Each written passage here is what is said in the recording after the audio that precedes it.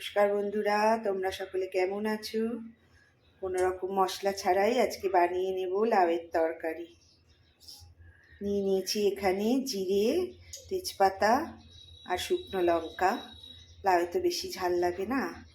বড়ি আর একটু নারকোল নিয়েছি। ভেজে নেব বড়িগুলো।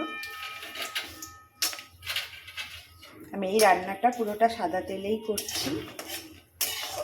লাউয়ের তরকারি একটুখানি সাদা তেলে করলে খেতে বেশ ভালো লাগে। বড়িগুলো ভালো করে ভেজে তুলে নেব।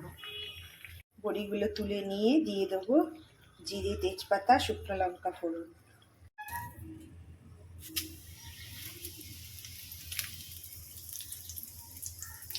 ফোড়নটা এখানে হয়ে গেছে।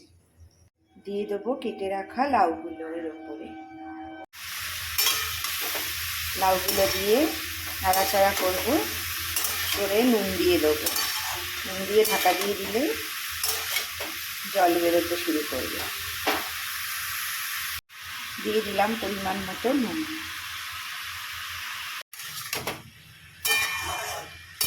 এবার ঢাকা দিয়ে দেবো। লাউটা দিয়ে অনেকটা জলও বেরিয়েছে আর কমেও এসছে। আর একটুখানি সেদ্ধ হোক। লাউটা সেদ্ধ হয়ে এসছে। দিয়ে দিলাম নারকোল আর বড়ি।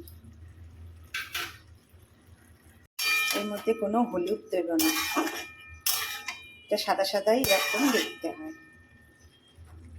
নামানোর আগে দিয়ে দিলাম অল্প করে চিনি। তৈরি হয়ে গেল, এবারে নামিয়ে। কোনো রকম মশলা ছাড়াই লাউয়ের রেসিপিটা খুবই টেস্টি খেতে হয়।